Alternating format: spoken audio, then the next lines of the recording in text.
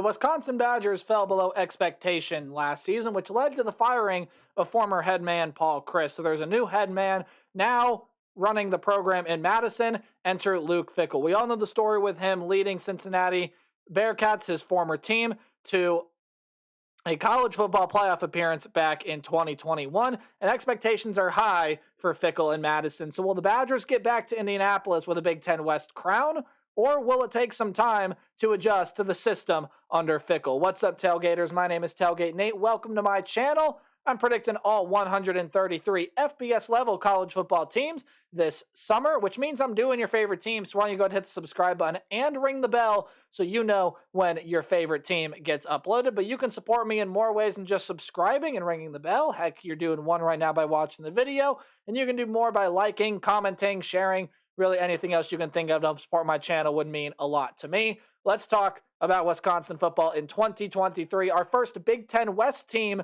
as Big Ten predictions continue on this summer. Hey, here's how things work if you haven't seen one of my videos before. We're going to go through a roster preview, take a look at who the team lost, who the team has coming back, and who's coming in through the transfer portal and recruiting as well. And then we're going to take a look at the schedule and game-by-game preview Wisconsin football in 2023. So let's go ahead, preview and predict Wisconsin for this upcoming year. Here are your Wisconsin Badgers for 2023 roster-wise, some of the key players. The quarterback room is going to look different because you are losing Graham Mertz, a multi-year starter who was criticized for a lot of his play during his time in Madison. He has tried to see if a change of scenery will change his play as well with the Florida Gators and Billy Napier, as well as Chase Wolf leaving as well. But no need to fear, Wisconsin fans. Enter Tanner Mordecai. If you're not familiar with this name, he was a multi-year starter at SMU. 2 3,500-yard seasons, 2, I believe, 30 touchdown years. And he, I think, is going to be a dynamic option for Luke Fickell at Wisconsin. He's got a great arm. He's got some great talent, and I think Wisconsin's going to utilize him, and Luke Fickell's going to utilize him really, really well. However, he needs wide receivers to do it, and I'll get there because the running back room is really, really good. Isaac Orendo is a running back that is going to be leaving this program. He had 385 yards, 5 touchdowns, was the third leading rusher last year. So you get your top 2 leading rushers back. One of them is one of the best running backs in America in Braylon Allen, 1,242 yards and 11 touchdowns for Allen last season, along with Ches Malusi as the backup, who puts in some solid snaps for Wisconsin. But what does Tanner Mordecai have to work with wide receivers? Well, he's got a lot of talent, I'll tell you that. Dean Ingram is gone, was the 4th leading receiver last year, only had 152 yards, 13 catches. Not a huge loss considering the top 3 receivers for this Badger team are back. Chimere Dike, 689 yards, 6 touchdowns. Skylar Bell, 444 yards, 5 touchdowns. And Keontez Lewis, 313 yards and 3 touchdowns there as well. My apologies, as getting in some really good transfers and some underrated transfers as well. CJ Williams is coming over from USC, a 4-star transfer. Bryson Green, and what my opinion is an underrated transfer coming over from Oklahoma State. He's a 3-star, and then Will Pauling, a 3-star, following Luke Fickell over from Cincinnati. And then in the tight end room, you return 2 pretty solid options in Clay Cundiff and Jack Eschenbach.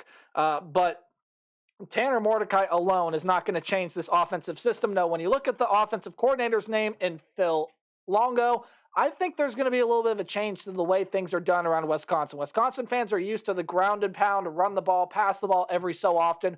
Not this year. With the talent that's in this wide receiver and tight end room, and with the talent that Tanner Mordecai has, obviously with the talent that Braylon Allen has, you're going to be running the ball left, right, and center with some great success. But also expect more of a passing game from Wisconsin this year, and Tanner Mordecai absolutely could repeat his 3,500-yard and 30-touchdown performance seasons like he has in years past. However, he does need protection, so on the offensive line, you're going to be losing Tyler Beach and Joe Tippmann. Returners are Jack Nelson and Nolan Rucci, as well as getting a transfer as well over from Cincinnati and Jake Renfro. Defensively, what are we looking at for Wisconsin here? Well, Keanu Benton, my apologies, is gone. 36 tackles, 4.5 sacks. The 4.5 sacks was second on the team. However, you return a lot of pieces. Rodas Johnson, Gio Paez, Isaiah Mullins, and James Thompson all return for this Badger team, as well as getting a transfer coming over from Temple and Darian Varner that, if nothing else, will be a really good depth piece option for Wisconsin on that defensive line. Your main defender that is gone after last year, though, is Nick Herbig. Led the team with 11 sacks, was 6th on the team with 47 tackles. He was magnificent. However, there are some really good defensive talents in the linebacker room coming back. Your top 3 tacklers, and I know I'm going to say this name wrong, so I apologize. Maema Njameta, CJ Goetz, and Jordan Turner were your top 3 tacklers from last year, and you're also getting Daryl Peterson back as well. When you go ahead and look at the defensive back room, John Torchio, Cedric Dort, and Jay Shaw are all gone. And Torchio, might I add, was just phenomenal for this team last year. 54 tackles, did have a sack in there as well. Was tied for the team lead with 6 passes defended with Jay Shaw, who is also gone, and 5 interceptions, including 2 pick sixes for Torchio. However, who's coming back? Kaimoai Latu, Alexander Smith, Hunter Wohler, and Travion Blaylock, as well as getting a safety transfer coming over from Boston College and Jason Maitre.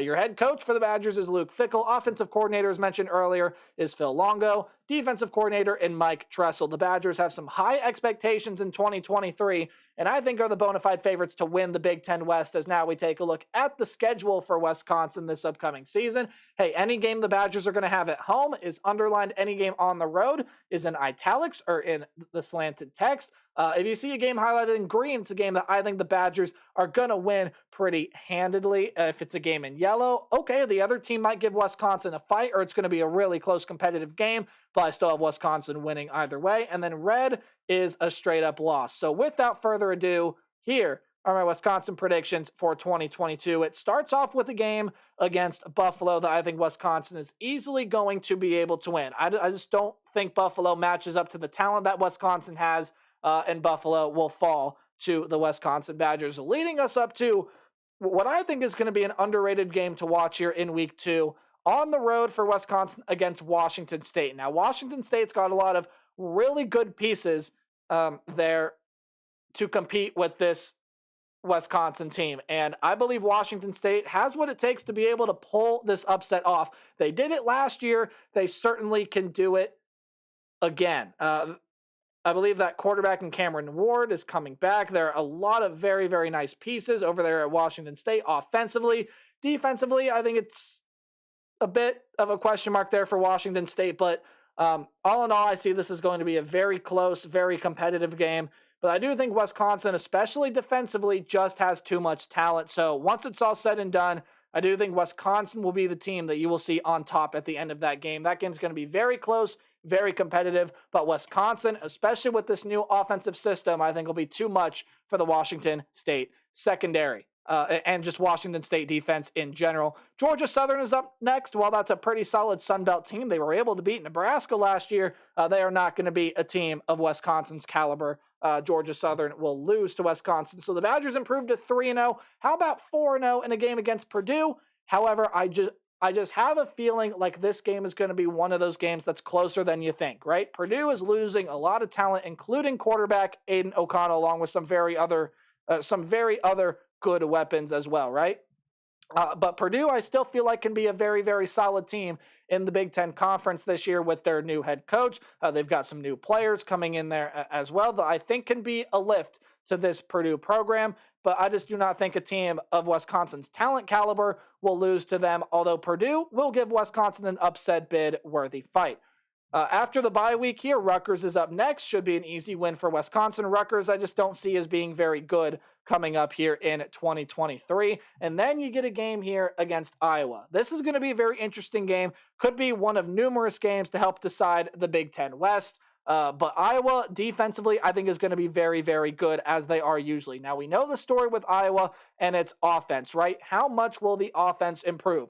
I definitely think the offense will improve. I just do not think it will improve enough to get past the likes of a defense that we're going to see like Wisconsin's this year. And I also do not believe that Iowa's defense will be able to hold Wisconsin's offense to what it needs to do for the Iowa offense to be able to win the game. So while Iowa puts up a fight, very close defensive battle, the firepower of Wisconsin's offense will be a little too much. So, hey, really good start for the Badgers right now. They start 7-0, or I just gave that away, didn't I? They start 6-0, and might as well flash that prediction up on screen right now. I do have them starting 7-0, although it would not surprise me if Illinois were to be able to win this game. They're getting Luke Altmaier at quarterback. I think Illinois is going to be a very, very competitive team. Defensively, that is going to be a very solid team yet again this year. And with Luke Altmaier, I do think that quarterback play is going to improve. I just don't know if there is enough around Luke Altmaier to be able to get through a defense of this caliber at Wisconsin. And again, Wisconsin is going to have a lot more firepower, especially through the air offensively, and I think they'll be able to beat Illinois in that game. So they start 7-0, entering the matchup with Ohio State. The lucky thing for Wisconsin is they avoid Michigan, they avoid Penn State, and they get Ohio State at home. This is going to be a very close and competitive game, and this is going to be a really good test for Ryan Day's Buckeyes here. And Wisconsin absolutely has what it takes to be able to pull off a win like this. However, I just don't see Wisconsin as there quite yet. This Buckeye defense, I think, is going to be much improved from where it has been in the past couple of seasons. And just the pure firepower, I know I've just said Wisconsin's going to have a really good offense, but Ohio State has got one of, if not the best offenses in the entire country, no matter who's going to be driving that ship at the quarterback position. So I think Ohio State's offense will be too much for Wisconsin's defense, much like it was last year. Ohio State was able to stop Braylon Allen a lot last year. This game is going to be a lot more competitive as it is in Madison, but I still think the Buckeyes walk away victorious at the end of the day.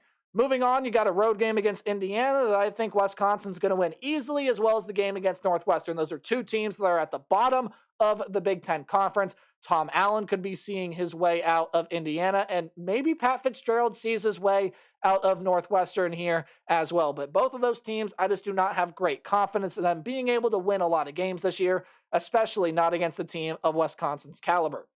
So final 2 weeks of the season, you stay at home in Camp Randall, and you get to play the Nebraska Cornhuskers. Now, Nebraska is a team this year that I do really like, and I think Nebraska can be a very, very good team. However, when you take a look at Nebraska, Matt Rule coming in, Jeff Sims is a system quarterback that fits under Matt Rule's system really, really well. And there are a lot of good weapons that Nebraska can use offensively and defensively, although that defense does need improvement with the basic fundamentals of tackling. And I think Matt Rule is getting there. I think this Nebraska team, give it 2 or 3 years and Nebraska will be back to where they were.